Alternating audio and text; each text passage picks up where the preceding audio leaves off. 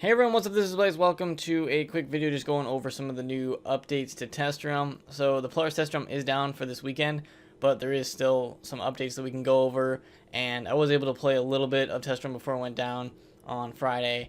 And we're just going to go ahead and look through what they've updated us with. I think they announced these updates yesterday. Oh no, it wasn't yesterday, it was 2 days ago. And they just made these updates to the game. There is some stuff they talk about in the update notes, but there is other things that they don't mention in here that were changing the game.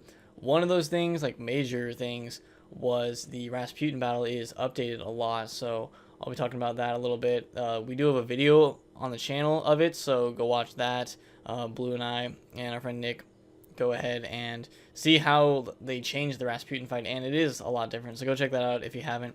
But we're just going to start out looking at the November 5th update notes that they have on here.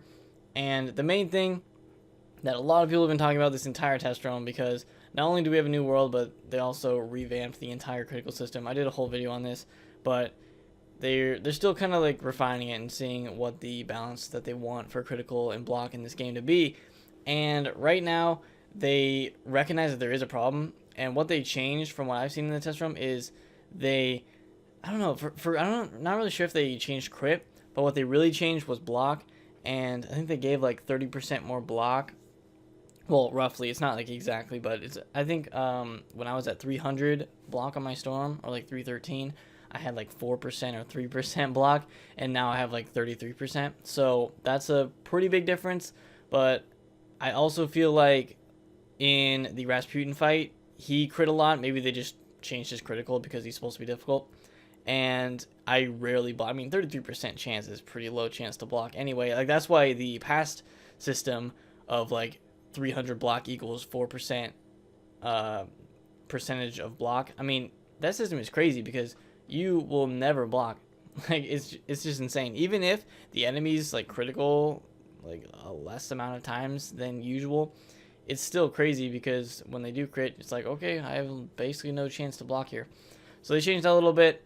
I think on Blue's Jade character, he was able to get like 85%, so it's still not 100. It's still really difficult to get 100%, but there are new amulets that give a lot of block, so they kind of like helped out people that want a Jade and have a lot of block to get that. So I'll probably be going for the amulets on my, or the life amulet on my life when it comes out in live realm. So that is the whole thing with critical. I could do like a whole other video just talking about it, and there also is like an update note thing for it. So I did read through this initially, but I think the general consensus is that they're trying to figure out what's going to work, what's not going to work.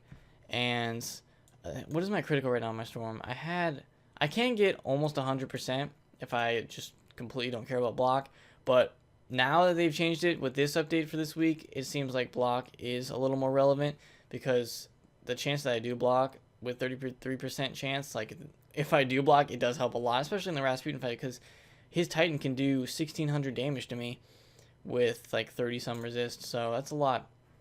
But I think these are just the same updates, so let's just continue.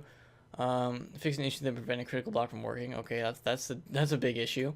Due to popular request, a second chance chest has been added to Malastare in Darkmoor. This is a really cool update because it basically means that getting gear from Darkmoor is a lot easier for people, because when I was getting my life gear to be able to PvP, we just had to continually run Darkmoor, continuously in a row. We would do, like, I think one time our most in a row was 6 Darkmoor runs in a row trying to get that gear, and because, you know, it's just a random chance I'm getting it. So now with the second chance chest, that should be a little easier to get. And the same thing with Morgans. Like when I was going for my amulets, I think, which one was it? The Storm one I got from the chest. I'm not sure where I got my life one from. It could have been a drop, but I don't remember. My Storm one I got from the chest.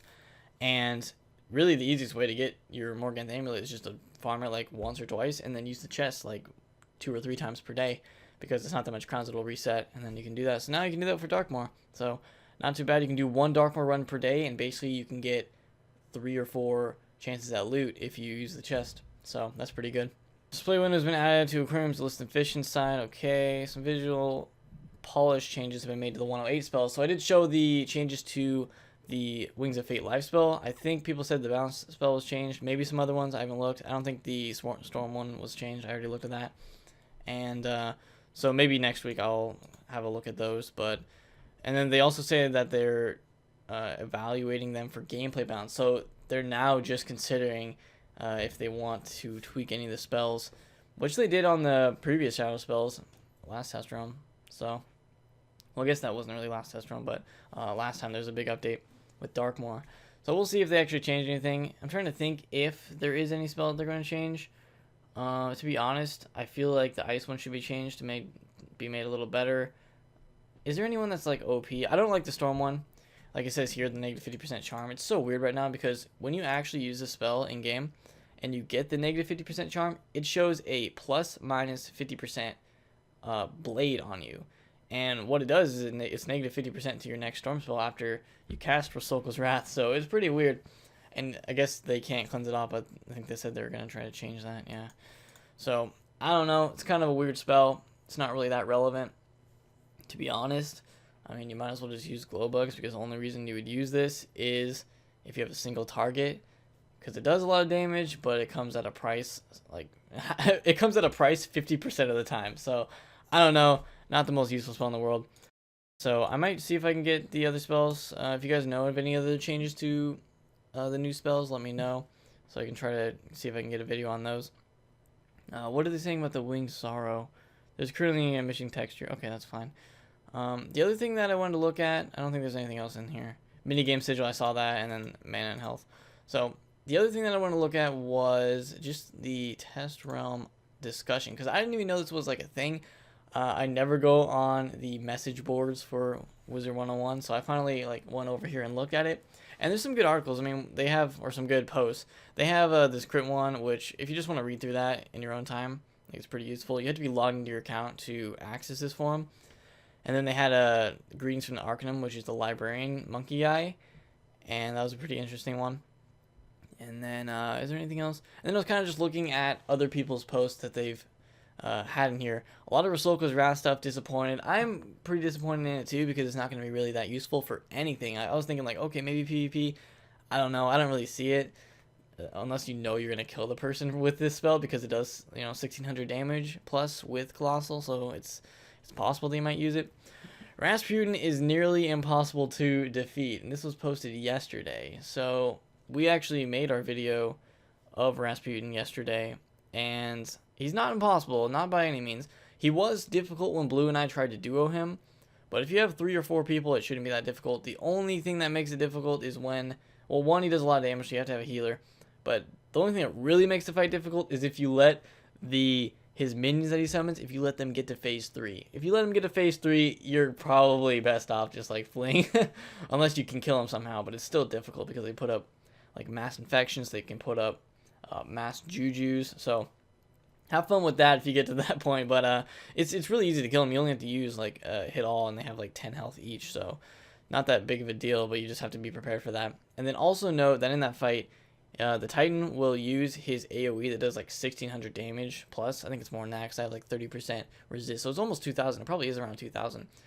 He does 2000 base damage to everyone on the field on turn 2. So if you have a weak person like me as my Storm, make sure to shield them on turn 1 because that's really useful so they don't take a bunch of damage starting off.